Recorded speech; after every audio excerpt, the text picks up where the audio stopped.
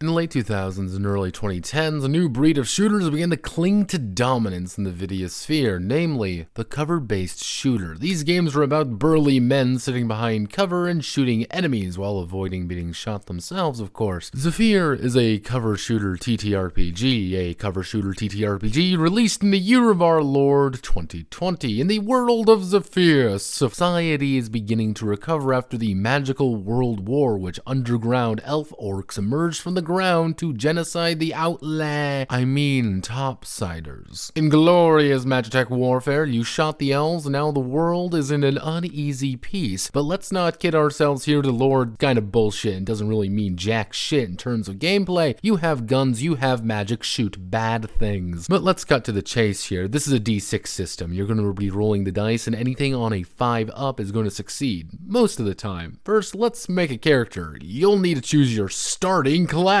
Recruit is Gunman, Novice is Magic Gunman, and Seeker is Spiritual Gunman. That's all you really need to know about the classes. While they feel extremely similar and will play similar, each of them have their own unique approach to the situation, which is to say the situation of shooting the bad man with a gun. But let's move on to our race and background. Now we have the Insan, the Hin, the Ruthari, and who really fucking cares? None of these races or background actually do anything. Each one of them is a good shoot man, and each one can use magic. There are no stat changes, there are no mechanical changes, they are only there as window dressing effectively. Next, you're going to write in your attributes. Depending on your class, you'll have a pre-selected set of attributes, and if you're a Seeker or a Novice, you have the same set of attributes. And from there, you fill in your derived attributes, and you're kind of done here. You can also choose between a few options for your primary and secondary weapon, but it's mostly an option of either A or B. The Magic Man and Holy Man get a special ability, while the Recruit has the magical ability of a medikit or a fucking grenade. That's it, you're done, asshole.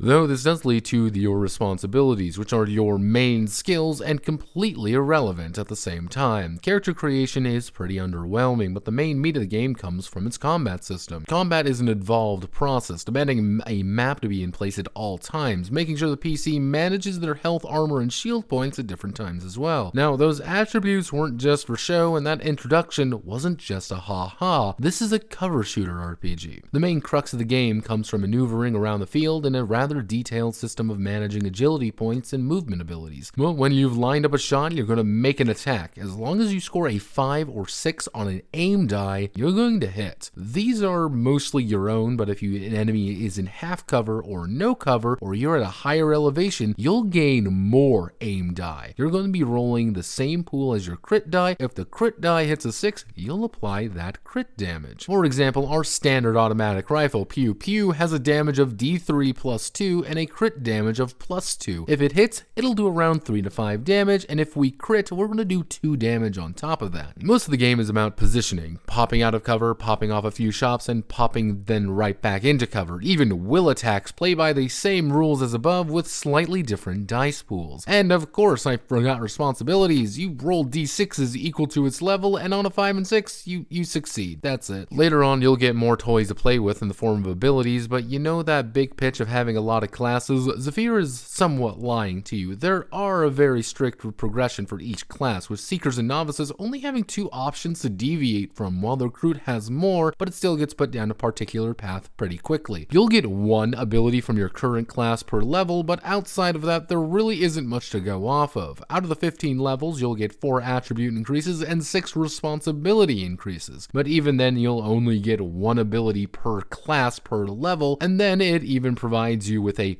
build list to make sure that you don't deviate too far, such as the Sapper with their exciting ability of Shrapnel, which gives grenades +1 piercing, or the Warlock's Impersonator, which summons a copy of them into an unoccupied space, which it shares with another class. Yay! Overall, can I say I dislike the game? No, it does exactly what it sets out to do. It's a cover shooter TTRPG with all the exciting action of holding down right click and popping heads when necessary, without any of the skill or exciting set pieces to really help it along. Even ultimate abilities feel lackluster. Are the weapons fun at least? Well, no. They are all very linear upgrades. It's not a shotgun, it's an Arcanite shotgun or a Z-Tech shotgun. Oh wow! Cool. I don't know who this game is for. Is it for people who want a tactical board game, or is it for people who want a role-playing game? Because the issue is that it's built with this framework of being a cover-based shooter and would be entertaining if it was a video maybe, but it's not. It's a tabletop role-playing game, and it forgoes the role-playing aspect and doesn't really replace it with much. My name is Notepad and this was Zafir. If you like what I do here, feel free to like, comment, and subscribe. Many thanks to the Pirate Lords who continue to fund my misadventures. Godspeed, good luck, and I'll see you on the other side.